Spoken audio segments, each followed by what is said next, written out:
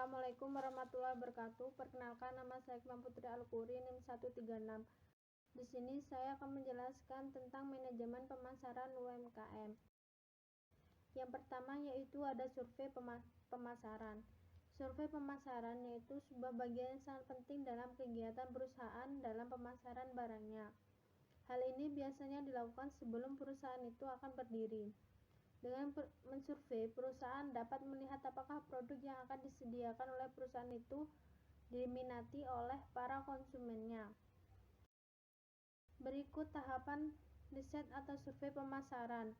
Yang pertama yaitu perusahaan melakukan survei melalui angket kuesioner atau wawancara secara langsung kepada masyarakat.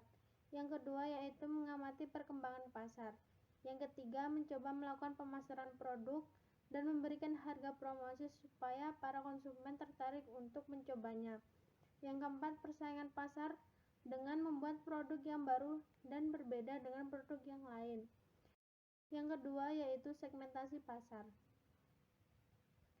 Segmentasi pasar menurut Coulter dan Keller yaitu membagi pasar dengan kelompok-kelompok yang memiliki persamaan dalam mengkonsumsi produknya. Tujuan segmentasi ini yaitu satu, mengembangkan produk yang diproduksi oleh perusahaan sehingga dapat meningkatkan keuntungan yang diperoleh. Yang kedua yaitu mengetahui keinginan para konsumen. Jenis segmentasi pasar yaitu 1. Segmentasi geografis. Segmentasi geografis ini perusahaan membaginya dengan jumlah populasi di suatu wilayah. Yang kedua yaitu strategi yang menyangkut populasi penduduk. Contohnya yaitu dengan mengelompokkan umur, jenis kelamin, jenis pekerjaan, jenis pendidikannya, sehingga mengetahui keinginan para konsumen sesuai dengan macam populasi penduduk. Yang ketiga yaitu segmentasi kepuasan, terkait dengan kehidupan masyarakat seperti hobi, gaya hidup, dan pendapat orang lain. Segmentasi perilaku, biasanya para konsumen membeli sebuah produk dengan melihat tingkat penggunaan barang tersebut dan kebanyakan orang melihatnya hanya produk tersebut memiliki merek yang terkenal dan banyak orang yang tertarik. Yang ketiga yaitu sasaran pasar. Sasaran pasar yaitu suatu tindakan yang dijadikan motivasi untuk memodifikasi produk lama menjadi produk baru dengan melihat perbedaan minat dan kebutuhan konsumennya. Tujuan sasaran pemasaran yaitu 1. Supaya produk yang dikeluarkan menjadi andalan di pasaran. Yang kedua yaitu menguasai pasar. Yang keempat yaitu pembauran pemasaran, yaitu perusahaan menciptakan produk yang lebih baik dari sebelumnya dengan memodifikasi produknya atau menggunakan konsep 4P yaitu 1. Produk, harga, promosi, dan saluran distribusi. Yang pertama yaitu produk. Merancang produk harus memiliki fungsi pakai yang jelas. Yang kedua yaitu mendesain atau menyempurnakan produk ataupun memodifikasi isi produk. Yang kedua yaitu harga. Menentukan harga sesuai dengan pemasaran dan kerumitan saat pemrosesan. Yang ketiga yaitu mengeluarkan produk baru. Perusahaan sebaiknya melakukan promosi supaya para konsumennya tertarik untuk mencobanya. Yang keempat, saluran distribusi. Setelah mengetahui seberapa banyak jumlah masyarakat yang menginginkannya atau tertarik pada produk yang dikeluarkan, perusahaan harus melakukan penyaluran distribusi barang supaya masyarakat lain yang belum mencobanya itu mengetahui tentang kualitas produk yang akan dibuat. Yang kelima yaitu perilaku konsumen, yaitu tingkah laku konsumen untuk membeli atau tidak produk yang ada di pasaran. Perilaku konsumen biasanya melibatkan orang lain bukan dari hanya kebutuhannya. Tipe-tipe perilaku konsumen yaitu ada 3. Konsumen yang loyal. Biasanya konsumen itu tidak membeli produk hanya melihat merek dan kualitas saja, tidak melihat harga produknya. Yang kedua yaitu konsumen inklusif. Konsumen yang hanya mencari-cari tanpa memiliki tujuan yang jelas, dan konsumen ini tidak akan melakukan transaksi.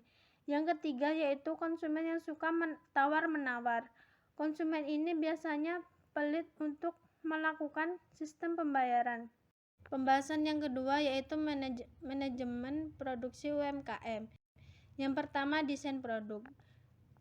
Desain produk adalah identitas untuk produk yang diciptakan oleh suatu perusahaan yang biasanya terbuat dari bahan plastik, kardus, kaleng, botol, dan lain-lain. Tujuan desain atau pengemasan tersebut yaitu satu, menjadi identitas produk itu sendiri, dua, melindungi produk untuk menjaga suhunya, untuk menjaga dari guncangan, terhindar dari bakteri, debu, dan serangga-serangga kecil. 3. Untuk mempercantik atau memperindah produk sehingga para konsumen tertarik untuk membelinya. Syarat-syarat desain yaitu 1. Menggunakan bahan yang baik dan higienis. 2. Menggunakan kemasan yang dapat mudah digunakan. 3. Harus ada warna desain dan bentuk serta ukuran kemasan. Jenis-jenis kemasan itu ada 4. Yang pertama yaitu kemasan gelas. Biasanya kemasan ini bahannya itu mudah pecah dan tidak tahan pada sinar ultraviolet. Yang kedua, mental. Biasanya dibuat dari aluminium, contohnya seperti kaleng. 3. Kertas. Kemasan yang mudah rusak apabila terkena air. Yang keempat yaitu plastik. Kemasan ini biasanya banyak dijumpai dan digunakan oleh para produsen.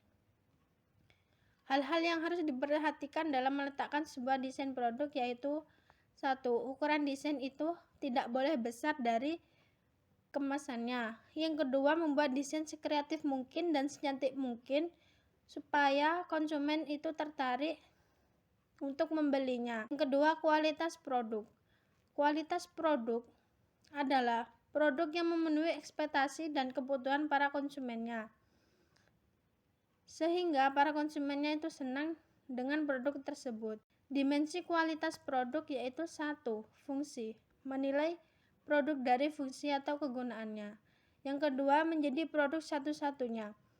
Produsen menilainya dengan fungsi yang dimilikinya, meskipun ada produk yang sama namun kualitasnya lebih unggul daripada yang lain. Yang ketiga yaitu kelarasan produk dalam mendesain. Yang keempat, ketahanan produk dapat dikonsumsi sesuai dengan tanggal kadaluarsanya. Assalamualaikum warahmatullahi wabarakatuh. Nama saya Abdul Alim. Saya akan meneruskan penjelasan dari Mbak Putri, yaitu mengenai kapasitas produksi. Kapasitas produksi adalah hasil produksi atau output yang maksimal dari sistem pada periode tertentu.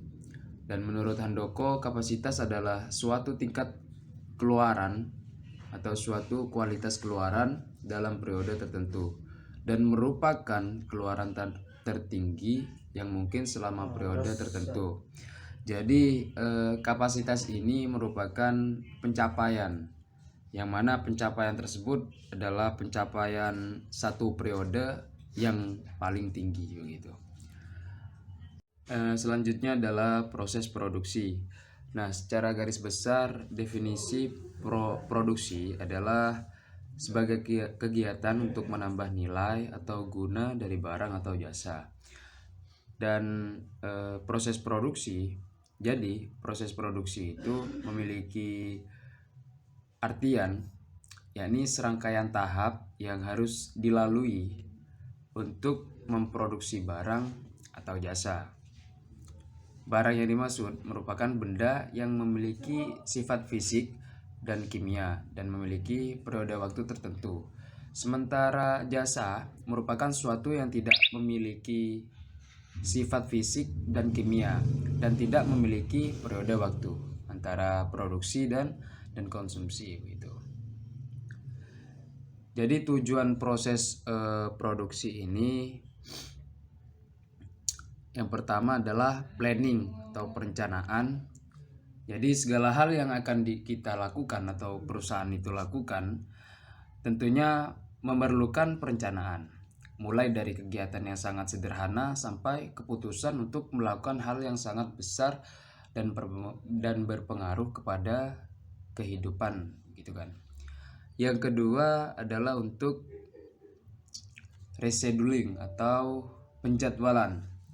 Rescheduling ini merupakan suatu kegiatan untuk menentukan dan menetapkan kapan produksi harus dilakukan atau kapan alur tersebut memang benar-benar harus berhenti begitu kan. Dan selanjutnya ada perintah untuk memulai produksi. Jadi perintah ini merupakan suatu kegiatan untuk menentukan dan menetapkan produksi. Dalam sequencing akan tercantum hasil tahapan-tahapan sebelumnya, mulai dari bahan baku dan proses-proses dan bahan-bahan yang diperlukan. Tata letak produksi. Nah, tata letak produksi atau layout ini merupakan salah satu keputusan strategis operasional yang menentukan efisiensi operasi perusahaan dalam jangka panjang. Tata letak yang dapat menunjukkan ciri-ciri adalah adanya persesuaian tata letak fasilitas operasional dengan produk atau jenis jasa yang dihasilkan dan proses konvensinya. Tata letak yang baik akan memberikan kontribusi terhadap peningkatan produktivitas perusahaan. Hal tersebut disebabkan oleh adanya kelancaran arus faktor-faktor produksi yang akan diproses, mulai sejak disiapkan dan diserahkan ke dalam pemprosesan ya, sampai menjadi produk aktif atau produk akhir. Di samping itu, pegawai yang terlibat langsung dalam pemrosesan atau menata produksi ini dapat bergerak lebih leluasa tanpa kekhawatiran atau kemungkinan tertimpa atau kecelakaan gitu ya. Tata letak memiliki berbagai implikasi strategis yang berlangsung dalam jangka waktu yang lama. Tata letak juga menentukan daya saing perusahaan dalam hal kecukupan kapasitas. Begitu. Dan pada dasarnya tujuan desain atau tata letak dalam produksi tersebut untuk mengembangkan tata letak yang ekonomis yang dapat membantu pencapaian keempat hal tersebut dengan tetap memenuhi kebutuhan perusahaan untuk beroperasi secara efektif, efisien dan ekonomis serta produktif. Manajemen keuangan UMKM. Manajemen keuangan menjadi salah satu aspek penting bagi kemajuan perusahaan. Nah, manajemen keuangan dapat dilakukan melalui akuntansi. Akuntansi merupakan proses sistematis yang mana untuk menghasilkan informasi keuangan. Selama UMKM masih menggunakan uang sebagai alat tukarnya, maka akuntansi sangat dibutuhkan oleh UMKM tersebut.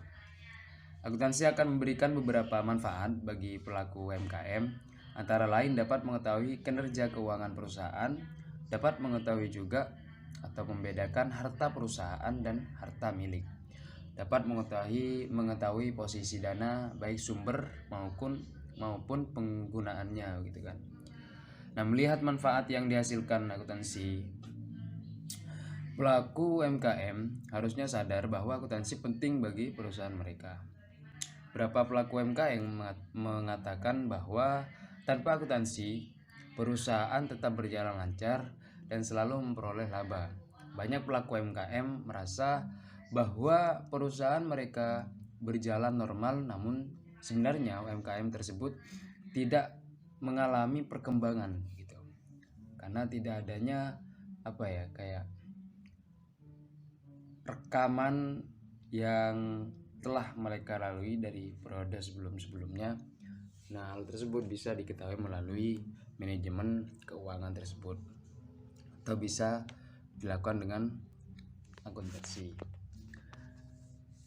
Ada beberapa subbab di manajemen keuangan. Yang pertama, neraca laba rugi.